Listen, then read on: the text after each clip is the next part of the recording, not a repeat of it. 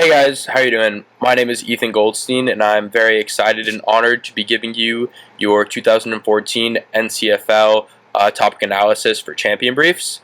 Before I begin, just a little bit of background on myself. I was a debater at American Heritage Plantation for 4 years, and I'm currently a freshman at the University of Florida.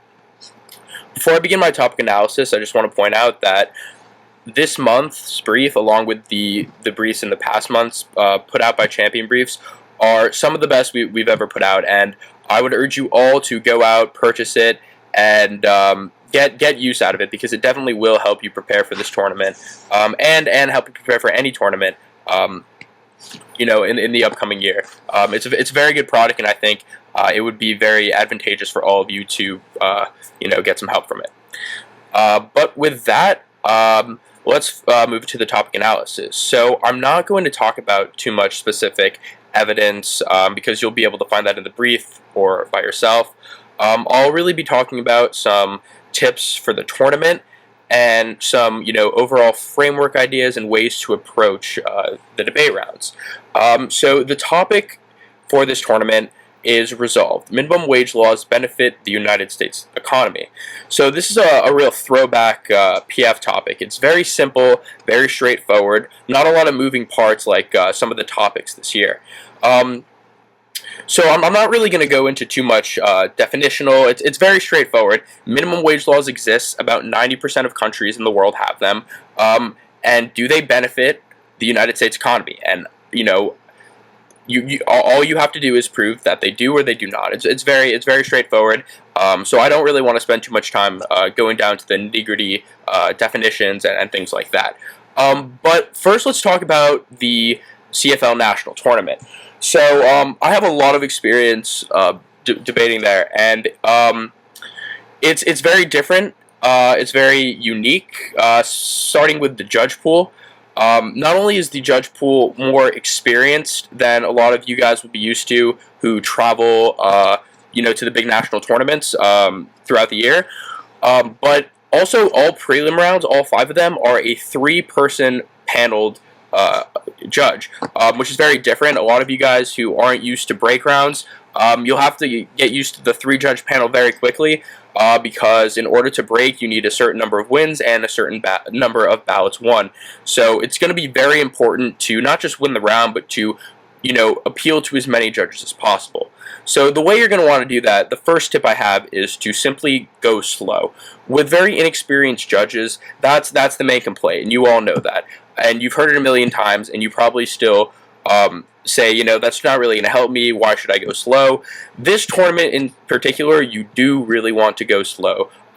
You want to make sure that the judges are hearing everything you're saying, you want to make sure that they're understanding it and that they're writing it down or that they're remembering it, or you just want to make sure that they know what your arguments are and what your opponent's arguments are, and how the round's going. You want them to know that you responded to all of their points, and those are things that you want to make very clear. While at other tournaments you may not have to say, we specifically attacked this contention when we said blank, in a summary or final focus. But at this tournament, you may want to, depending on the round and the judge pool, you're going to want to tell your judges exactly what's going on and exactly what you're doing. So you need to be slow and you need to be very simple. My advice would be not to use any debate jargon, words like extend, flow through. Things like that are going to get lost and just really confuse a lot of the judge pool, and they don't really give you any benefit. So if you can, those are some things that you really want to avoid. They're not, it's very small things, but it really could help you out.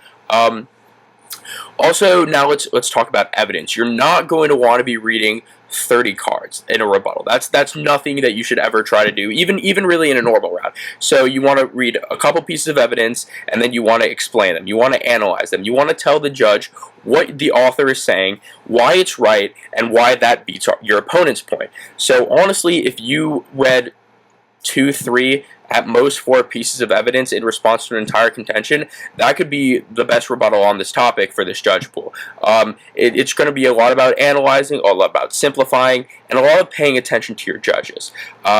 You want to know what they like, what they don't like. Look at them when you're talking. like when you're giving your speeches. You want to know what they are hearing, what they are taking in, what they are nodding, what they are agreeing with, what they're disagreeing with. Those are all very, very important things to consider.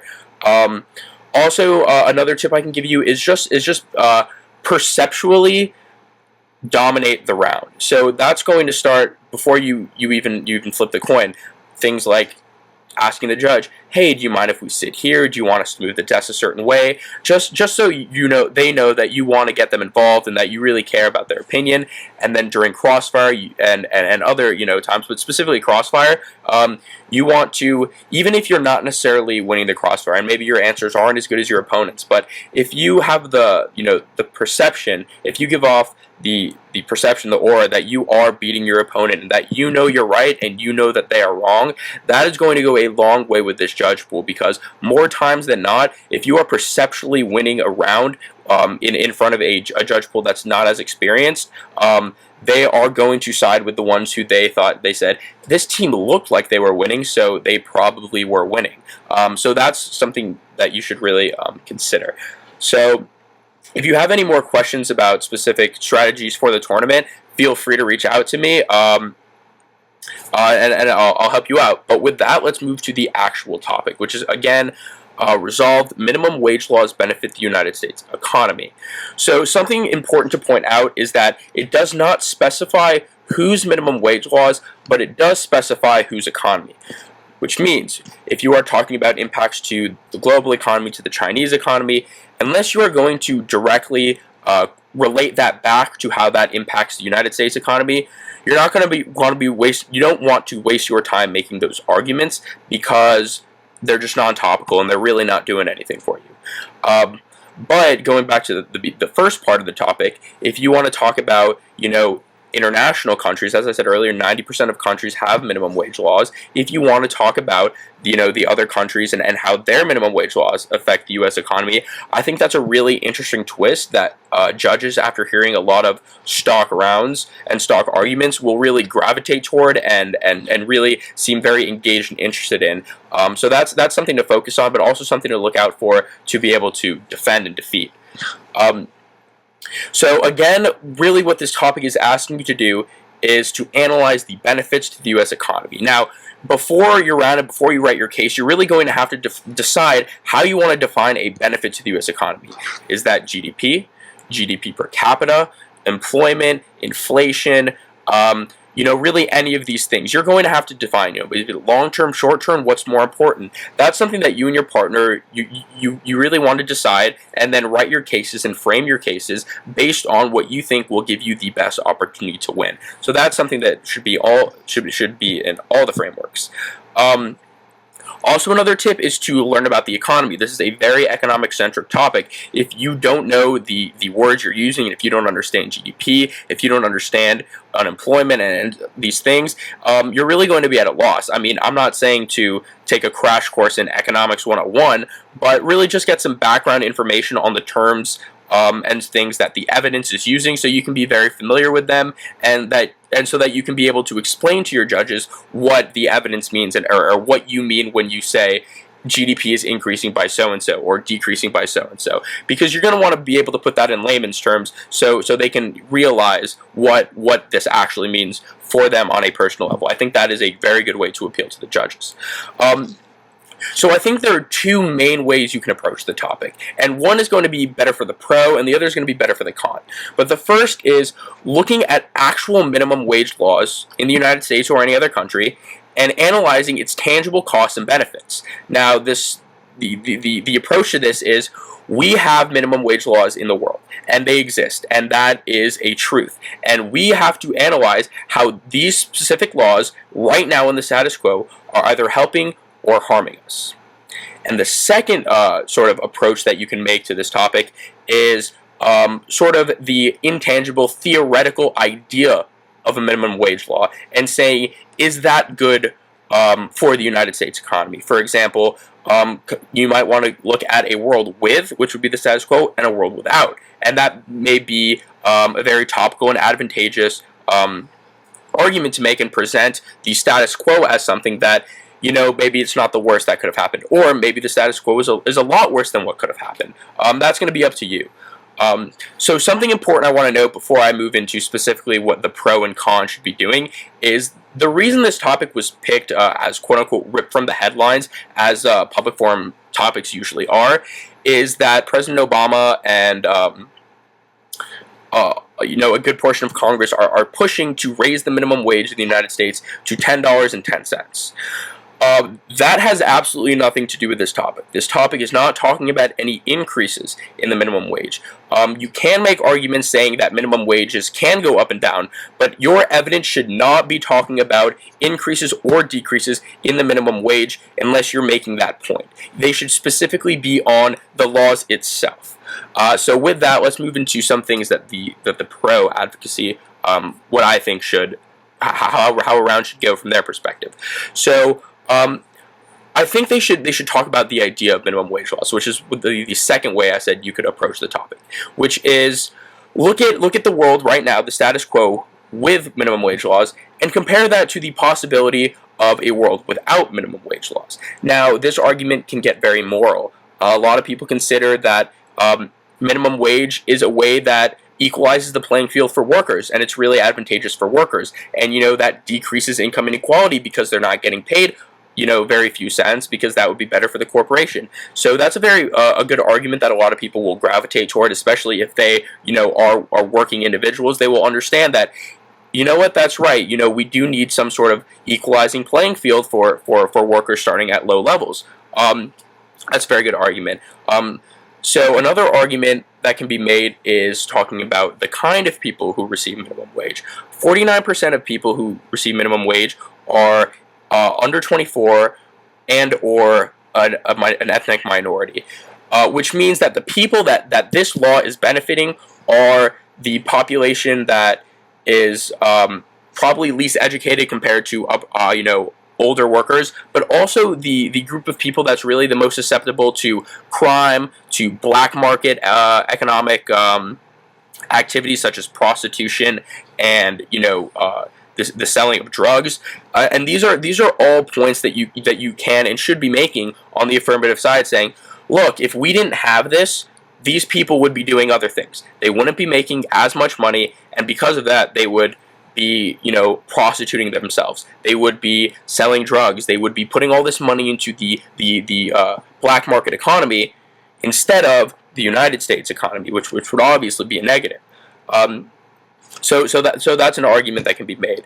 Another argument that I think the pro can utilize is sort of focusing on workers that don't get minimum wage. The idea is workers that receive above minimum wage, sort of the viewpoint is that their employers view them as more, not necessarily important, but more valuable to the firm that they're working in, and as such, they will want to increase their productivity. As pay goes up, productivity increases, things like that. So the fact that a minimum wage laws exist may increase productivity among, workers who aren't necessarily making minimum wage. So that's another twist on the topic that I think is very interesting. But overall, I think what the affirmative team should be doing is really painting a picture of a world without minimum wage laws as something that is very unequal, something that is very it really helps out the businesses and the corporations and that 1% more than it really helps out the worker. And that's something that you should really focus on, and that's something that will resonate with a lot of the judges. Just really focus on what is the goal of a minimum wage law. Whether it's effective or not is really irrelevant to my advocacy. I'm just saying that the idea of saying that you cannot pay a person less than this is good because the alternative is bad. And I think that's a really interesting way that you should frame the round, and I think it will be very effective. Now let's briefly move on to the con side of the debate. Now, I think the con side should approach the debate the exact opposite than the pro would, obviously, which is by saying, look, 90% of countries have a minimum wage law. It is the status quo. We are debating what's going on right now, and we are saying that right now our economy is worse than it could be because of minimum wage laws. So that's really how you're going to be presenting your arguments. So now, some of the arguments you can make under that framework and under that guise are as follows. So something you can talk a lot about is small businesses and how a minimum wage law hurts small businesses. And the reason this makes sense and the reason this happens is because, as I mentioned earlier, minimum wages do go up and down, and if the minimum wage were to go up, which it's not, this isn't necessarily what we're talking about. However, I think it can be topical if the con says, look, part of the minimum wage law is that it can fluctuate, and because of that, when small businesses cannot absorb increases in wages as well as larger businesses can. So in the circumstance in which the minimum wage law, or the minimum wage rather, would increase, small businesses would be hurt a lot because they really would lose a lot of profits because they'd have to pay workers more. Also, if a new small business popped up in a certain sector that has a lot of large corporations, larger corporations can absolutely pay workers more money, significantly more money than minimum wage, in order to sort of keep these small businesses out of their arena. And then that's really another way small businesses being hurt. And then from there, you can talk about all the benefits of small business and all that. And of course, all these impacts for all these arguments I'm talking about are very endless. But these are sort of the premises that you should be talking about. And the last thing I'll talk about on the con is how a minimum wage law creates too many workers. Because the minimum wage law says you will get paid at least this amount of money, more people want to go into the market, more people want to work because they're getting guaranteed a larger amount of money. So which means you have an increased supply in workers. But at the same time, employers don't want to pay more people more money, which means the demand for workers decreases. What happens is there are way more workers than there are jobs for them, which is why employment is so high. But when that happens, that forces the small businesses, even sometimes large businesses, to go to other means of getting work, whether that be illegal immigration, whether that be or rather illegal immigrants working under minimum wage, whether that's American citizens working under minimum wage. A lot of these things are very illegal, and are not putting money into the economy, and you can say are unfair and are hurting the economy for this reason and for that reason. Those are things that definitely should be talked about. And specifically with this whole illegal immigration thing, if you on the con are able to make some sort of absolute link between minimum wage laws and not necessarily an increase, but minimum wage laws are part of what draws people to immigrate legally or illegally to the United States, I think that really helps you a lot, and I think you can get a lot of impacts, huge numbers, huge impacts off that. So with that, I know I went a little over time. I hope you all enjoyed this. I hope you will all go out and purchase the champion briefs, because I think it will give you all the best opportunity to win. Good luck, everyone, at NCFLs, and have a good time.